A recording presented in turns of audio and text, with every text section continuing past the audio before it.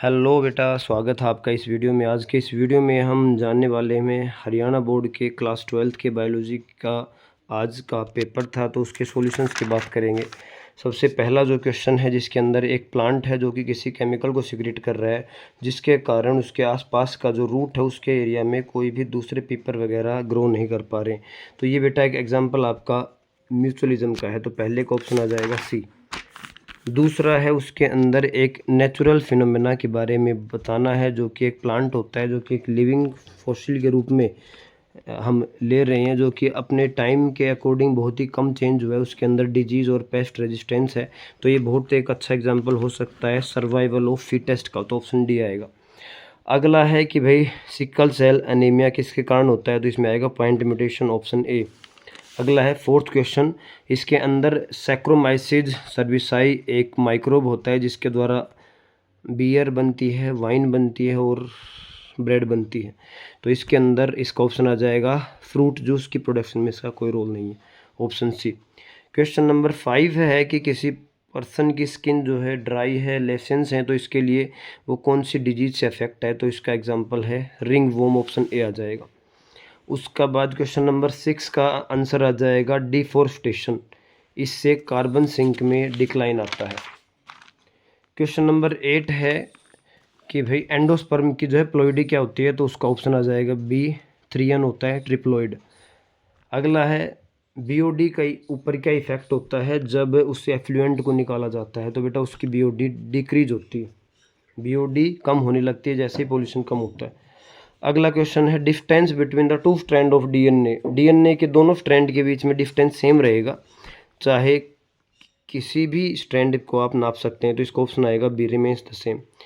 अगला है आपका वन वर्ड का क्वेश्चन है what kind of charge is present on the DNA molecule, DNA molecule के ऊपर आपका नेगेटिव चार्ज देखने को मिलता है।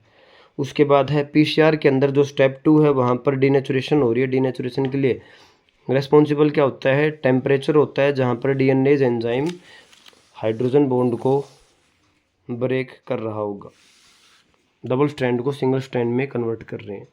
अगला है 12वां क्वेश्चन कि भी यहाँ पर एक आपकी फूड चेन को बताया गया है, इस फूड चेन में एक जो है केमिकल की कंसंट्रेशन है, यहाँ पर बायोलॉजिकल मैग्नीफिकेशन को दिखाया गया है। तो इसमें आपसे जो है पूछा गया है कि इसमें सबसे ज़्यादा कंसंट्रेशन आपको टॉप ट्रॉपिक लेवल पर देखने को मिलेगी ह्यूमंस में। अगला है blank are called molecular scissors, तो बेटा ये एनसीईआरटी का है, तो इसका आंसर आ जाएगा restriction enzymes are called molecular scissors. अगला आपका फिल इन द ब्लैंक्स है energy always highest as the first trophic level, पहले ट्रॉपिक लेवल के ऊपर सबसे ज़्यादा एनर्जी होती है, लेकिन जैसे ही हम मूव करते हैं तो वो एनर्जी कम होने लगती है, तो ब्लैंक में आ जाएगा नेक्स्ट ट्रॉपिक लेवल पे जैसे आप मूव करोगे तो एनर्जी कम हो जाएगी। नॉन कोडिंग सीक्वेंसेस को आप इंट्रॉन्स बोलते हो, तो ये आपके। अब बेटा आता है रीजन असर्शन, पहला क्वेश्चन है, इसमें असर्शन क्या दिया हुआ है कि भाई डीएनए और आरएनए दोनों ही दो टाइप के न्यूक्लिक एसिड होते हैं, ये बात सही है, और आरएनए जो है जेनेटिक मटेरियल होता है मोस्ट ऑफ द ऑर्गेनिज्म में, ये स्टेटमेंट गलत है, तो इसका ऑप्शन आ जाएगा सी, असर्शन ट्रू है, रीजन फॉल्स है। उसके बाद है अगला क्वेश्चन है हेल्थ का मतलब नहीं है कि एब्सेंस ऑफ डिजीज और फिजिकल फिटनेस, ये बात सही है। Health is defined as the state of complete physical mental and social wellbeing, दोनों करेक्ट हैं और एक दूसरे की जो रीज़न है वो एक्सप्लेनेशन करेक्ट है असर्शन की, तो इसका ऑप्शन ए आएगा। अगला क्वेश्चन है बेटा आपका ट्रॉपिक्स के अंदर ज़्यादा बायोडाइवर्सिटी पाई जाती है क्योंकि यहाँ पर सोलर एनर्जी ज़्यादा अवेलेबल होती है, तो इसका ऑप्शन ए है, असर्शन और रीजन ट्रू है और रीज़न इसकी करेक्ट एक्सप्लेनेशन है।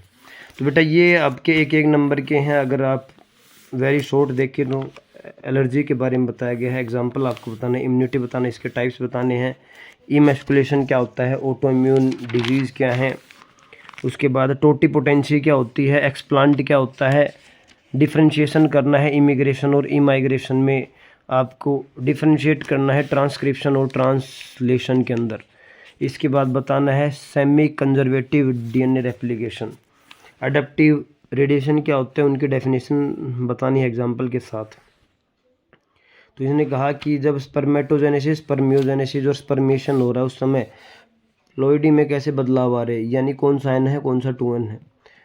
यहाँ पर जो कोज बताने हैं बायोडाइवर्सिटी लॉस के, द इविल क्वाड्रेट के बारे में। अब है इकोलॉजिकल पिरामिड क्या होते हैं और अलग अलग टाइप्स के नाम बताने हैं एग्जांपल के साथ। जेनेटिकली इंजीनियर्ड इंसुलिन के बारे में बताना है। इम्यूनिटी के बैरियर बताने हैं, 4 बैरियर होते हैं। डिफरेंस बताना है इन्नेट और एक्वायर्ड इम्यूनिटी में। उसके बाद केस स्टडी में देखते हैं क्या है।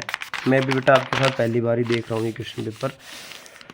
तो ये आपका ओरिजिन ऑफ यूनिवर्स के बारे में बताया गया है कि अर्थ कैसे बनी, यूनिवर्स की बिग बैंग थ्योरी के बारे में बताया गया है। यूनिवर्स की एज जो है पूछी गई है तो 20 बिलियन ईयर ओल्ड होता है, यहाँ पर पहली ही लाइन है।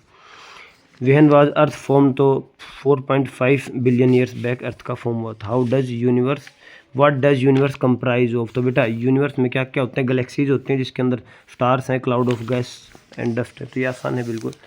अगला है फैमिली प्लानिंग के बारे में, आपका ये रिप्रोडक्टिव हेल्थ का जो चैप्टर है वहाँ से लिया गया है। उसके बाद है बेटा 5 नंबर में माइक्रोस्पोरोजेनेसिस क्या होता है और इसमें डायग्राम बनाना है, माइक्रोस्पोर कैसे बन रहा है। उसके बाद फीमेल गैमेटोफाइट में एम्ब्रियो सैक का डायग्राम बनाना है। क्रोमोसोमल डिसऑर्डर्स बताने हैं, ह्यूमंस के अंदर कौन कौन से होते हैं, क्लिनीफेल्टर वगैरह ये सब आएगा। अब आपको एग्जांपल जो है बताना है और एक्सप्लेन करना है लॉ ऑफ इंडिपेंडेंट असॉर्टमेंट। उसके बाद है मेंडल ने सेल्फ क्रॉस किया, ये आपका डाई हाइब्रिड क्रॉस के आधार पर है। और tools of recombinant DNA technology detail में बताने हैं। वेक्टर क्या है और वेक्टर को फीचर्स बताने हैं, सेलेक्टेबल मार्कर वगैरह। तो ये बेटा अब की बार का जो है कंप्लीट पेपर है सेट डी का। अगर आपको कोई कन्फ्यूज़न है या इनमें से कोई आपको गलत लग रहा है तो आप पूछ सकते हैं। मैंने अभी जल्दी में ये वीडियो बनाई है, तो अगर इसमें कोई जो है करेक्शन आपको लगती है तो आप नीचे कमेंट में बता सकते हैं।